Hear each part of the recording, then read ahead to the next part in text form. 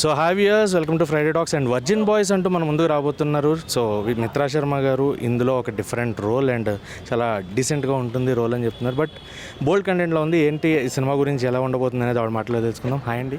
Hello, ఎలా ఉన్నారు మీరు? బాగున్నాను, మీరు ఎలా ఉన్నారు? సూపర్ సూపర్, చాలా కనిపిస్తుంది మీలో ఆ ఆరా ఇదంతా కూడా. సో అలా సరదాగా నడుస్తూ మాట్లాడదాం. సో వర్జిన్ బాయ్స్ టైటిల్ మటుకు చాలా బోల్డ్గా ఉంది. బట్ కంటెంట్ వచ్చి ఇట్స్ లైక్ ఫ్యామిలీ కూడా చూడొచ్చు అని డైరెక్టర్ గారు చెప్తున్నారు. So how the content will be portrayed to the public? అంటే ఇప్పుడు మీరు వర్జిన్ బాయ్స్ చూసేసరికి మీకు ఏంటి అంత ఈ ముద్దులు, కిసులు, హగ్లు ఇవన్నీ కనిపిస్తున్నాయి. బట్ బేసికలీ ఏదైనా సరే ప్రేమ లేకుండా ఎలా అవుతుంది? బేస్లో ఎప్పటికైనా సరే ప్రేమ ఉంటేనే కదా ఇదంతా ముందుకు వెళ్తుంది. సో మనది మెయిన్ ఇంపార్టెంట్ టాపిక్ ఇస్ ప్రేమ. ప్రేమ ఉంటే ఏదైనా సరే అది ఆటోమేటిక్గా జనాల లోపలికి వెళ్ళిపోతుంది. ఓకే, సో ఈ సినిమాలో మీకు నచ్చిన పాయింట్ ఏంటి? అంటే బోల్డ్ కంటెంట్ పబ్లిక్లోకి వెళ్ళే ముందు మనం కూడా కథ విన్న తర్వాత ఒక ఆలోచించుకుంటాం, how it will be going to the పబ్లిక్ని, తర్వాత ఫ్యూచర్ ఎలా ఉంటుంది. సో ఇలాంటి సినిమా చేస్తున్నాం. సో కథ విన్న తర్వాత మీకు ఏ పాయింట్ నచ్చింది, ఎందుకు ఈ సినిమాకి ఓకే చేశారు?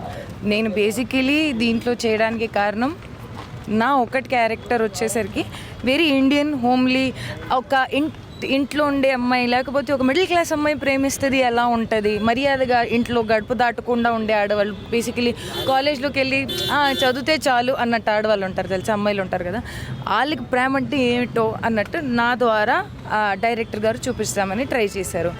నాకు నచ్చిన ఈ ఓవరాల్ మూవీ కాన్సెప్ట్ ఏంటి, యూనిక్నెస్. మనం ఒకళ్ళొకలాగా లేం కదా, ప్రతిదీ మనిషి అస్తిత్వం నుంచి వ్యక్తిత్వం రెండు తేడాలు ఉంటాయి.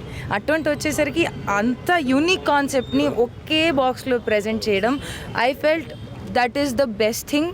నాకు ఈ కథలో జాయిన్ చేయడానికి ఒక పుష్ ఇచ్చింది. ఓకే, అండ్ దెన్ శ్రీహాన్ గారు కూడా మీతో పాటు యాక్ట్ చేశారు.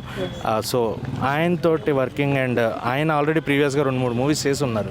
సో మీరు బిగ్ బాస్ తర్వాత వచ్చిన తర్వాత you took lot of time to play the role. అంటే ఎందుకు గ్యాప్ తీసుకున్నారు? మంచి కథ కోసమా, లేదంటే వెయిట్ చేసి పబ్లిక్కి కొంత ఇంకా డిఫరెంట్ స్టోరీస్ వద్దామని ఇలా వర్జిన్ బాయ్స్ లాంటి కథతో? లేదు, movie making process it self is little time taking process. ఇప్పుడు మన పైన ఎవరు కత్తియో గన్ పెట్టేసుకొని ఉండరు దట్ మీరు ఇప్పుడు ఈరోజు ఇదే చేయాలి. చాలామంది యాజ్ ప్రొడ్యూసర్స్, యాజ్ డైరెక్టర్స్ వాళ్ళ లొకేషన్కి వచ్చి కూడా రాస్తారు. సో ఆ రోజే వాళ్ళు షూట్ చేస్తారని ఉండదు. And if we want to give public or జనాలకి చూసేటప్పుడు ఒక బెస్ట్ అవుట్పుట్ కానీ గుడ్ క్వాలిటీ, మన వైపుకి బెస్ట్ కెపాసిటీస్ మనం ఇవ్వాలని అనుకున్నప్పుడు లెట్స్ టైం కొంచెం పర్వాలేదు. అండ్ ఇందాక ప్రొడ్యూసర్ సార్ ఏమన్నారు, రావడం కొంచెం లేట్ అవుతుంది కానీ రావడం మాత్రం పక్కా. సో పక్కా వస్తున్న ఈ సినిమాతో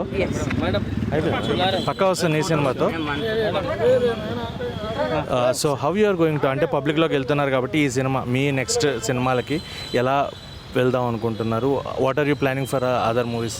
actually we are already working as నా ఓన్ ప్రొడక్షన్కి I'm working for another concept. Already we are pre production జరుగుతుంది దానికి.